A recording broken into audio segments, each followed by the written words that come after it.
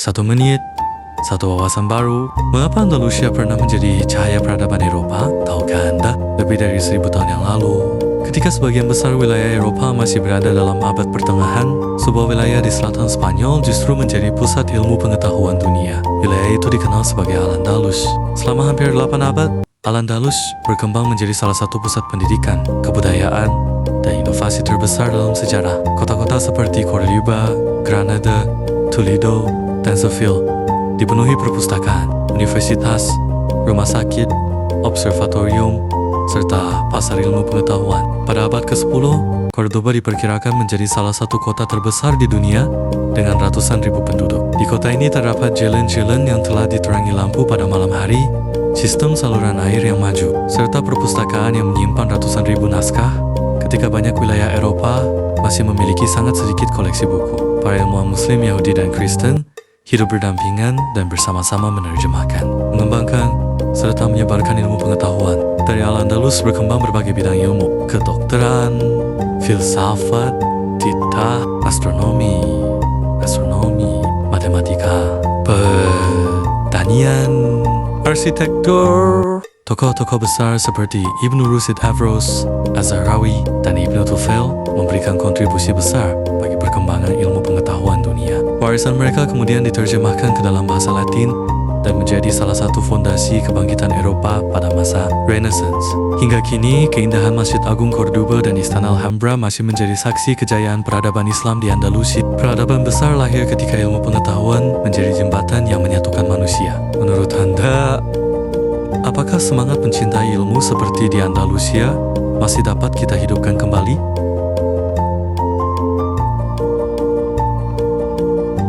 Satu menit, satu wawasan baru. Mengapa Cordoba pernah menjadi kota paling berilmu di Eropa? Tahukah Anda?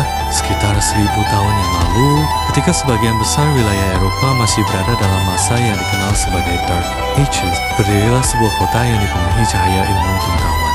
Kota itu adalah Cordoba di Andalusia, Spanyol. Pada abad ke-10, Cordoba menjadi ibu kota Kekhalifahan Umayyah Andalusia dan berkembang menjadi salah satu kota paling maju di dunia. Diperkirakan penduduknya mencapai 400.000 sampai 500.000 jiwa, menjadikannya salah satu kota terbesar di Eropa saat itu. Yang membuat Cordoba istimewa bukan hanya kemegahan bangunannya, tetapi kecintaannya terhadap ilmu. Di kota ini berdiri perpustakaan raksasa, sekolah, dan madrasah, akademi ilmu pengetahuan, tempat penerjemahan berbagai karya dunia, majelis diskusi ilmiah. Perpustakaan Khalifah Al-Khalqum kedua dipercaya menyimpan sekitar 400.000 hingga 600.000 manuskrip, jumlah yang luar biasa untuk zamannya. Buku-buku dikumpulkan dari Mesir, Suriah, Baghdad, Yunani, India. Bahkan para utusan khusus dikirim ke berbagai negeri hanya untuk membeli dan menyalin buku. Di Cordoba, ilmu tidak hanya dipelajari, ilmu juga dikembangkan. Berbagai disiplin berkembang pesat. Kedokteran, geografi, matematika, astronomi, teknik, botani, filsafat, hukum.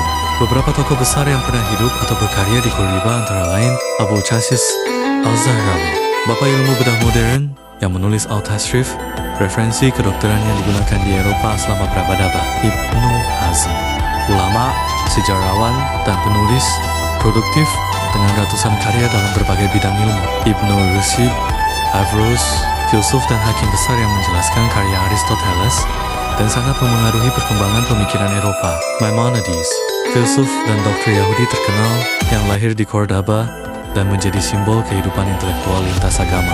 Yang menarik, Cordoba telah memiliki lampu penerangan jalan pada malam hari, saluran air bersih, ratusan pemandian umum, jalan-jalan yang diaspal dan tertata, puluhan perpustakaan umum. Saat banyak kota Eropa masih gelap pada malam hari, jalan-jalan utama Cordoba telah diterangi lampu minyak. Cordoba juga menjadi tempat bertemunya berbagai budaya. Muslim, Kristen, dan Yahudi hidup berdampingan dalam aktivitas perdagangan, pendidikan, dan ilmu pengetahuan. Lingkungan intelektual ini membantu mempercepat pertukaran gagasan dari timur ke barat. Banyak karya ilmiah dari bahasa Arab kemudian diterjemahkan ke bahasa Latin. Dari sinilah berbagai pengetahuan tentang matematika, astronomi, kedokteran, dan filsafat menyebar ke universitas-universitas Eropa. Sejumlah sejarawan menilai bahwa proses ini menjadi salah satu fondasi bagi kebangkitan ilmu pengetahuan di Eropa pada masa berikutnya.